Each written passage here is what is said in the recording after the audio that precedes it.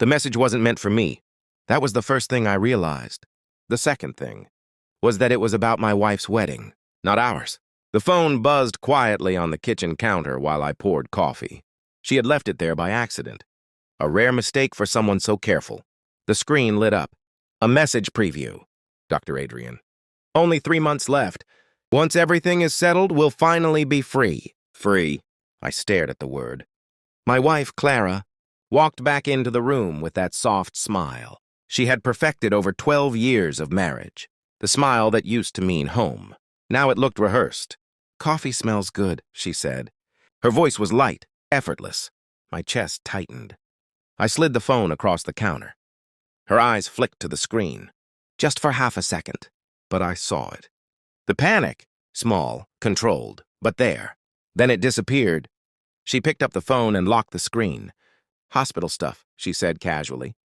Patients never stop texting.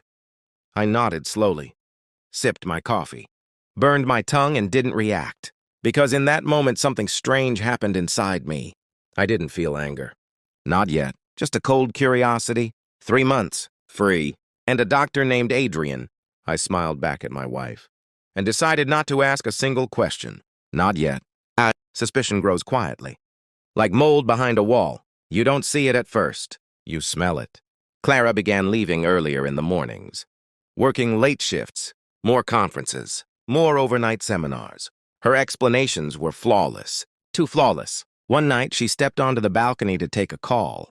The sliding door didn't close completely. Her voice slipped through the gap. Soft. Intimate? I know, she whispered. Soon, I promise. Silence. Then laughter. A laugh she hadn't given me in years. After the divorce, things will be easier, she continued. Divorce. The word landed like a stone in my chest, but I stayed still, sitting at the dining table, fork halfway to my mouth, listening. He has no idea, she added quietly. My jaw tightened. No idea. I finished my dinner calmly. When she returned inside, she kissed my cheek. Hospital emergency, she said. Of course. Always the hospital. Always the doctor. And suddenly everything aligned in my mind like pieces of a puzzle finally snapping together. Late shifts. Hidden messages. The name Adrian. A lover who believed I was blind. A wife who believed I was weak. They were planning something. Not just an affair. Something bigger. Something final. I didn't confront her. I simply smiled and began preparing. People think revenge starts with anger. It doesn't. It starts with silence. The next morning, I contacted an old friend, someone who worked in federal investigations. Within a week, the FBI was quietly watching. Not because of my marriage, because of the money. $800 million, hidden behind layers of private holdings and international investments. Money Clara didn't know about. Money I never discussed. To her, I was simply comfortable. Successful, but ordinary, which made her careless. The surveillance confirmed everything within weeks. Hotel meetings, private dinners, encrypted messages, and one unforgettable discovery, a small event reservation in Napa Valley, wedding planners, guest lists, and a bride. My wife. I studied the photos the agents showed me. Clara and Adrian sitting together in a restaurant, hands touching across the table, laughing, planning a future built on my absence. One agent slid a file toward me. There's more, he said. Inside were financial documents, insurance policies, recently updated, with a very interesting clause. Accidental death. Beneficiary Clara Morgan. I leaned back in my chair, and for the first time, I smiled. Not out of pain, out of clarity. This wasn't just betrayal. It was a strategy. They were preparing to erase me. Divorce if possible, death if necessary. But Clara had made one mistake. She assumed she understood me. She thought I was predictable, safe, powerless. So I continued playing the part. The quiet husband, the blind man, the fool. While the FBI documented everything, every message, every plan, every lie. The trap closed slowly, exactly the way I wanted. The confrontation didn't happen in our house. It happened at Thanksgiving. My son hosted dinner that year. Family gathered. Laughter. Noise. Normal life. Except Clara wasn't invited. She was busy. My daughter-in-law called me that afternoon, her voice sharp. If you want to join Thanksgiving, come wash the dishes. I stared at the phone. Interesting. So Clara had been talking. Poison travels quickly in families, I replied with a single word. Enjoy?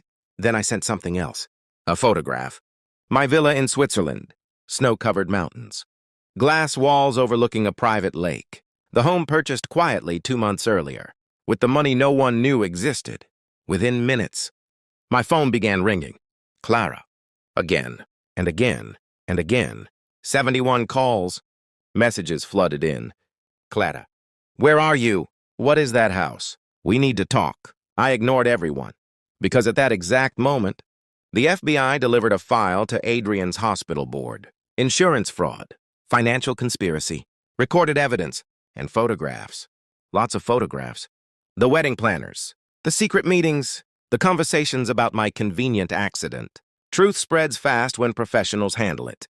By midnight, their future had collapsed. Clara found me 2 days later, standing outside my office. Eyes red, voice trembling. You ruined everything, she whispered. I studied her face. The woman I once trusted, now just another stranger. You were going to marry him, I said calmly. Her silence answered for her. You were going to kill me, I added. She flinched. I never... I slid the folder across the desk. Insurance documents, recorded transcripts, hotel receipts, evidence. Her hands shook as she flipped through the pages. How long? She whispered. Long enough? Tears filled her eyes. We can fix this, she said desperately. No, I replied.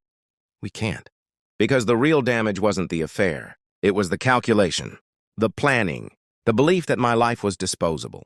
She reached for my arm. I stepped back. Cold, final. The FBI investigation would finish the rest. Adrian lost his license, his reputation, his freedom. Clara lost everything tied to my name, including the future she had already spent in her imagination. A month later, I arrived in Switzerland. Snow covered the mountains like silence made visible. The villa overlooked a frozen lake. Still, peaceful, untouched. I poured a glass of whiskey and stood by the window. No anger remained. No sadness either. Just distance. Betrayal changes you. Not loudly. Quietly. It removes illusions. Clara once believed I was the man she could betray safely. She believed I would beg, forgive, collapse. Instead, I watched her world collapse and walked away. Because revenge isn't always destruction. Sometimes, it's simply letting the truth finish the job. I raised the glass toward the mountains and whispered the last words she would ever hear from me. Enjoy?